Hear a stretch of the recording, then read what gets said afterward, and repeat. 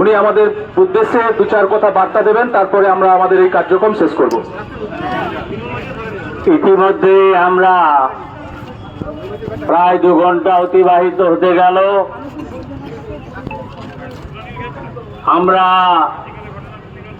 তমলুক নগর মন্ডল মহিলা মোর্চা জাতীয়তাবাদী মানুষ সকলকে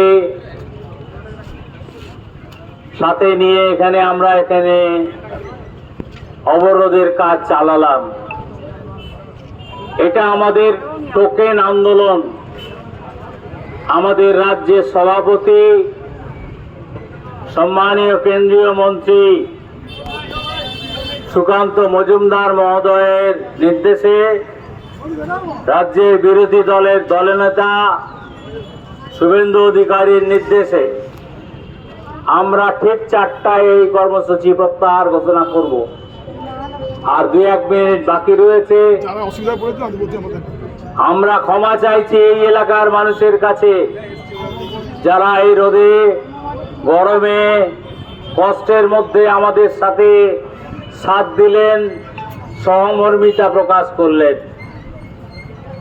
আমাদের বোন আমাদের আজ কোল ছাড়া হয়েছে।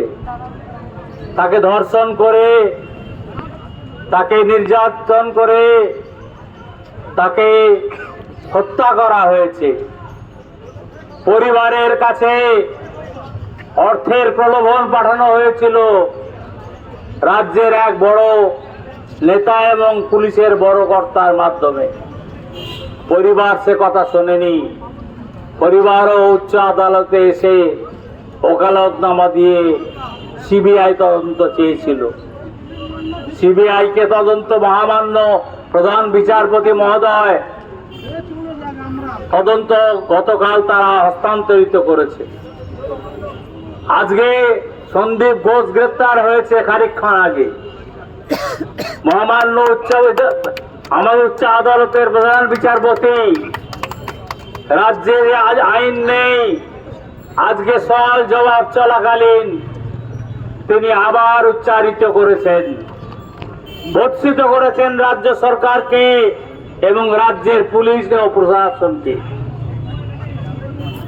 আমি নগর মন্ডল সভাপতির অনুমতি ক্রমে এবং সকলের যারা ছিলেন তাদের প্রতি সহমর্মিতা জানিয়ে এই আমরা আন্দোলন প্রত্যাহার করলাম।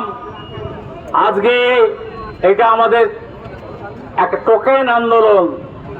এর পরবর্তী আন্দোলন, বৃহত্তর আন্দোলনের দিকে আমরা যাব। পরবর্তীকালে দল আমাদের যেরকম নির্দেশ দেবে। বন্দে মাতরম, বন্দে মাতরম, বন্দে ভারতম, ভারত মাতা কি।